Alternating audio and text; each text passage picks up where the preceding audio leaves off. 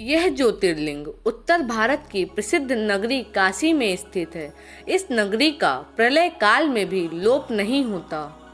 उस समय भगवान अपनी वास भूमि इस पवित्र नगरी को अपने त्रिशूल पर धारण कर लेते हैं और सृष्टि काल आने पर पुनः यथास्थान रख देते हैं। सृष्टि की आदि स्थली भी इसी नगरी को बताया जाता है।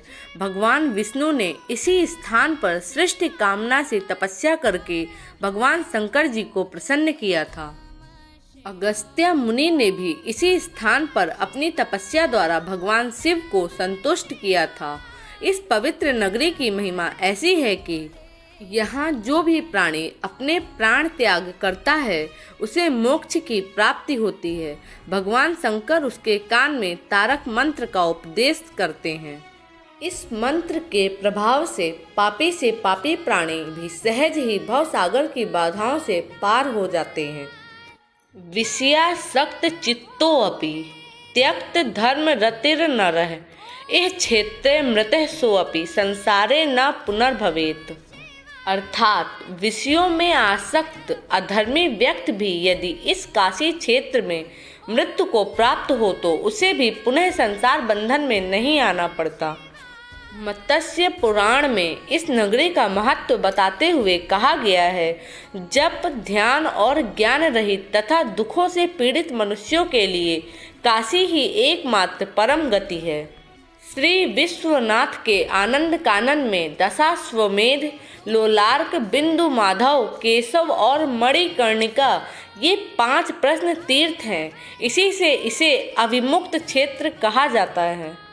इस परम पवित्र नगरी के उत्तर की तरफ ओंकार खंड, दक्षिण में केदार खंड और बीच में विश्वेश्वर खंड है। प्रसिद्ध विश्वनाथ ज्योतिर्लिंग इसी खंड में स्थित है। पुराणों में इस ज्योतिर्लिंग के संबंध में यह कथा दी गई है। भगवान शंकर पार्वती जी से विवाह करके कैलाश पर्वत रह रहे थे, लेकिन वहाँ पिता के घर में ही विवाहित जीवन बिताना पार्वती जी को अच्छा न लगता था। एक दिन उन्होंने भगवान शिव से कहा, आप मुझे अपने घर ले चलिए, यहाँ रहना मुझे अच्छा नहीं लगता। सारी लड़कियाँ शादी के बाद अपने पति के घर जाती हैं और मुझे पिता के घर में ही रहना पड़ रहा है। भगवान शिव ने उनकी यह बात स्वीकार कर ली। माता पार्वती जी को साथ लेकर अपनी पवित्र नगरी काशी में आ गए। यहाँ आकर वे विश्वनाथ ज्योतिर्लिंग के रूप में स्थापित हो गए।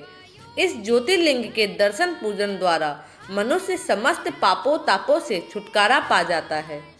प्रतिदिन नियम से श्री विश्वनाथ के दर्शन करने वाले भक्तों के योगक्षेम का समस्त भार भगवान शंकर अपने ऊपर ले लेते हैं।